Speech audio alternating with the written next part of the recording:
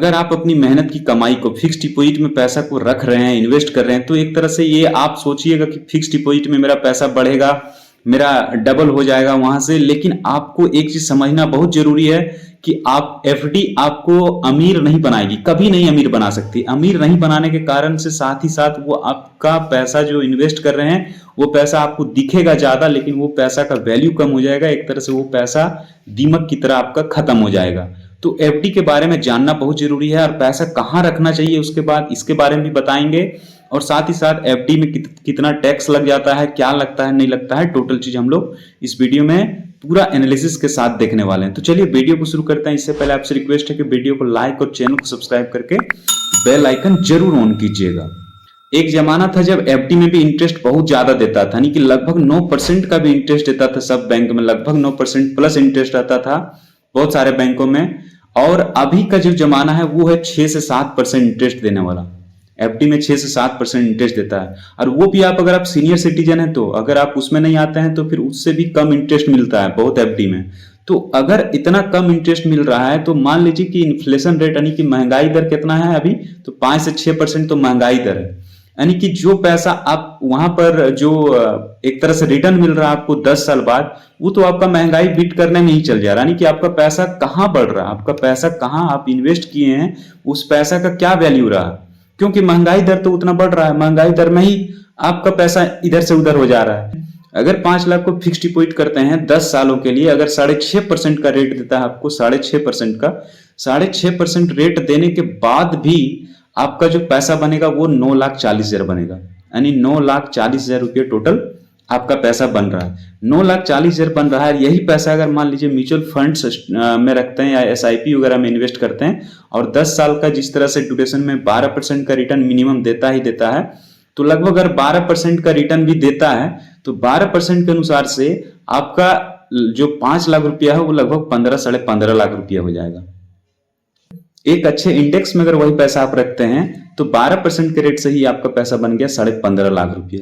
तो 15.5 लाख रुपया अगर आपका पैसा बन रहा है इधर, और उधर आपका बन रहा है 6 से 7% का रिटर्न में, उसमें भी इन्फ्लेशन, और इसमें भी इन्फ्लेशन देखिएगा फिर भी इसमें 9-10% का रिटर्न आपको, 7-8% का रिटर्न आपको मिल जाएगा यहाँ से भी।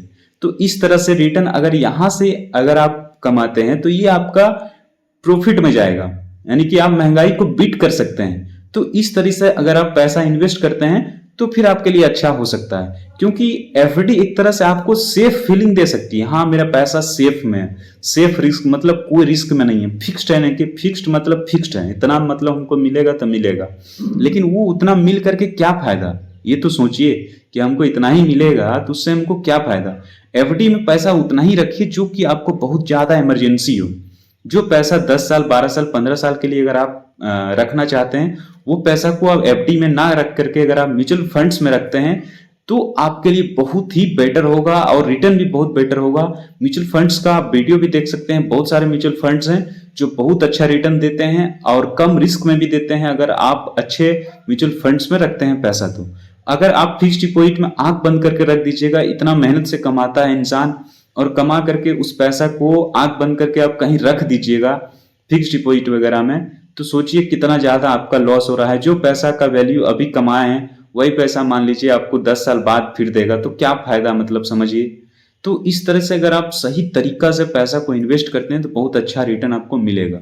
और दूसरा सबसे बड़ी चीज कि आप एफडी से जो पैसा कमाना चाह रहे थे उसमें टैक्स भी लगता है। अगर आप टैक्स ब्रैकेट के अंदर आते हैं तो फिर आपका 10%, 20%, 30% तो टैक्स में ही चला जाएगा। एफडी से आप लॉन्ग टाइम में जो पैसा कमाइएगा, तो एफडी टैक्स को भी तो डिडक्ट नहीं करती है। टैक्सेबल एफडी होती है जो 5 साल के लिए होती है।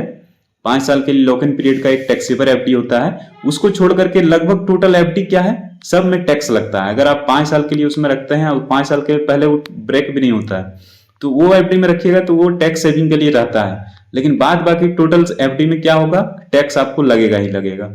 तो इस तरह से आपका एफडी कहां आपको रिटर्न बना के दिया, सोच के देखिए थोड़ा सा। अगर आप शॉर्ट टाइम पीरियड के लिए पैसा को एफडी में रखना चाहते हैं तो आप शॉर्ट टाइम पीरियड के लिए डेब्ट म्यूचुअल फंड को भी चुन सकते हैं। डेब्ट म्यूचुअल फंड में होता है कि लो रिस्क रहेगा, रिटर्न भी ठीक ठाक देगा, उसमें आपको बेटर टैक्स बेनिफिट मिलेगा एफडी के कंपेयर में। तो आप डेब्ट म्यूचुअल फंड्स में भी रख सकते हैं शॉर्ट टाइम के लिए। अगर आप लॉन्ग टाइम के लिए रखते हैं तो आप इक्विटी म्यूचुअल फंड्स में भी अपना पैसा को रख सकते हैं। इक्विटी म्यूचुअल फंड्स में आप लॉन्ग टाइम के लिए रखिएगा तो आपको बहुत बेटर बेनिफिट होगा।